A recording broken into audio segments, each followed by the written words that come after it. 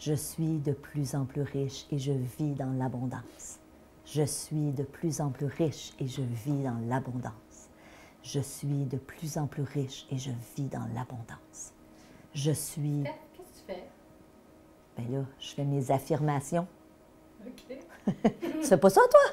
Peut-être que j'aurais intérêt d'en faire plus. Peut-être que tu vivrais plus dans l'abondance, c'est ça?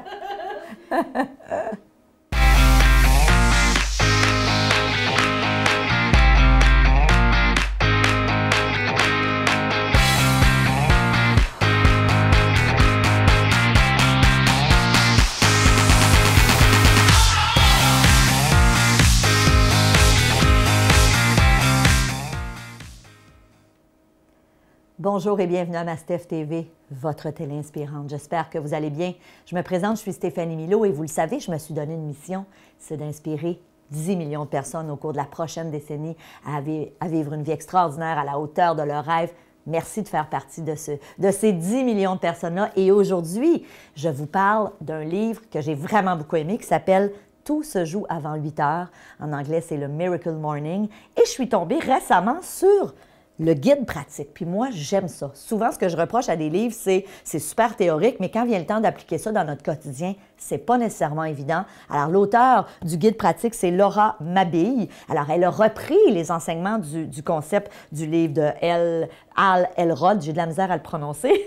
Et aujourd'hui, bon, le principe du livre, je vous le rappelle, c'est on devrait à chaque jour, lorsqu'on se réveille, prendre 1 heure pour nous et décomposer cette heure-là en petites tranches de 10 minutes où, dans les premières 10 minutes, on fait de la méditation où on cultive le silence. Donc, l'auteur nous dit on devrait faire nos savers le matin.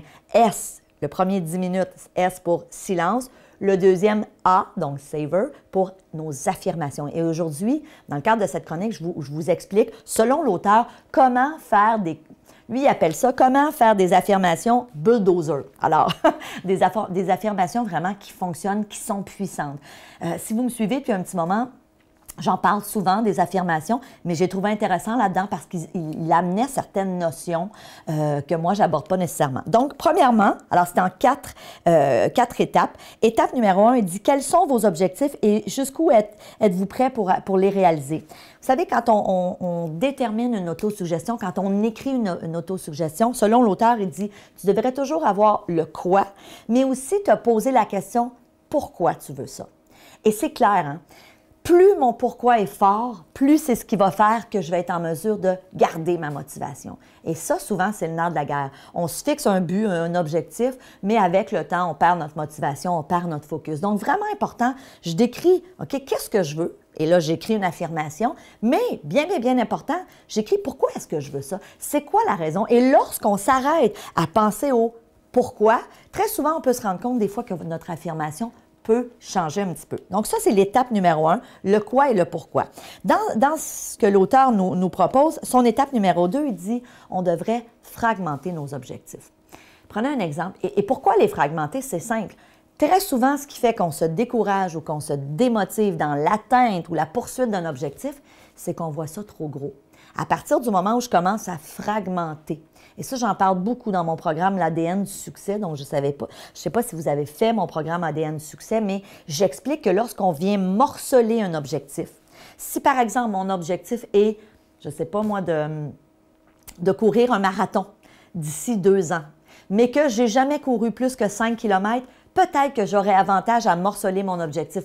Peut-être que le fait de courir un marathon, c'est vraiment un objectif que au départ, je vais voir comme étant trop ambitieux. Donc, l'idée est peut-être de dire, OK, à la place de viser tout de suite le marathon, je vais viser de faire un premier 10 km. Je vais viser de faire un demi-marathon peut-être d'ici la prochaine année. Ça, c'est plus réaliste. Et quel que soit votre objectif, qu'il soit financier, qu'il soit au niveau d'une perte de poids, qu'il soit au niveau d'apprendre un instrument de musique, quel que soit l'objectif, morcelez-le. Hein? Prenez-le, comme on dit, par petites bouchées. Et ça fait en sorte qu'on est capable de savourer nos victoires. On est capable, justement, aussi de ne pas se décourager parce qu'à chaque nouvelle étape qu'on franchit, on dit « Wow! OK, j'ai réussi! » Et ça, c'est hyper motivant. Donc, notre étape numéro 2, selon toujours l'auteur, fragmentez vos objectifs. Et je suis tout à fait d'accord avec lui. Étape numéro 3. Bougez pas, bougez pas, bougez pas. Formulez vos affirmations. Et lui nous donne 3 commandements pour formuler nos affirmations. Premièrement, tes affirmations, tu les ressentiras. Ça fait des années que je dis ça. C'est vraiment important. Si vous répétez vos affirmations, donc dans votre 10 minutes, si tu répètes machinalement une affirmation, puis que tu la ressens pas, puis qu'à la limite même tu vois pas d'image ou tu la visualises pas, fort probablement que ça ne fonctionnera pas, ou en tout cas, vous augmentez pas vos chances de faire en sorte que ça soit puissant. L'important, c'est de ressentir. Comment je vais me sentir quand je vais la franchir, cette ligne d'arrivée de mon marathon ou de mon premier 10 km? Comment je vais me sentir quand je vais la faire, cette première chanson sur scène parce que je veux faire un spectacle de chant? Comment je vais me sentir la première fois que, je ne sais pas moi, je vais faire cette présentation devant un groupe de personnes parce que je veux développer mon art de parler en public? Donc, super important. C'est pas juste de se répéter, je deviens je deviens meilleur à chaque jour pour parler en public. C'est comment tu vas te sentir. Es-tu capable de te visualiser? D'ailleurs, la visualisation, on en parle dans ce livre-là. Je vais vous en parler dans la prochaine chronique. C'est super important. Donc, tes affirmations, tu ressentiras. Deuxième élément important, dans tes affirmations, un langage d'action tu vas utiliser. Donc, évidemment, il dit « Ne vous contentez pas d'une affirmation passive telle que « je vais bien, tout va bien » ou « j'ai confiance en moi ». Utilisez plutôt un vocabulaire qui montre votre engagement. Alors, il dit plutôt que d'utiliser les mots « je suis », préférez « je suis déterminé à »,« je prends la décision de »,« je m'engage à ». Alors, prenez des verbes d'action. Donc, ce sont les conseils de l'auteur. Tout se joue avant 8 heures. Et finalement, troisième élément important dans tes affirmations, aucun mensonge tu ne diras. Qu'est-ce qu'ils veulent dire par là? Et j'en parle souvent. Super important. Si tu te fais une affirmation, tu dois y croire. Et si tu te fais une affirmation et que la première pensée que tu as, c'est « ben voyons donc, c'est n'importe quoi, j'arriverai jamais à ça », ben, tu es en train de te mentir à toi-même. Donc, à la limite, j'aime mieux que vous y alliez avec une affirmation qui est peut-être un petit peu moins ambitieuse, mais en laquelle vous pouvez croire. C'est vraiment, vraiment, vraiment, vraiment, vraiment super important. Et finalement, toujours selon l'auteur du livre « Tout se joue avant 8 heures », bougez pas, je cherche ma page.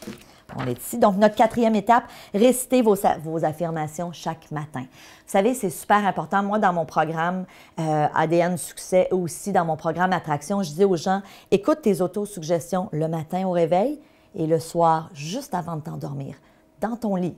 Pourquoi? Parce que les ondes cérébrales dans lesquelles on est à ces moments-là, lorsqu'on vient de se réveiller le matin et le soir, juste avant de s'endormir, sont beaucoup plus propices à justement être en mesure qu'on est dans un état où on achète beaucoup plus nos affirmations. On est en mesure, justement, à cause de ces ondes-là cérébrales, de mieux intégrer ces nouvelles affirmations-là. Donc, dans le cas de l'auteur, il nous dit de les dire le matin.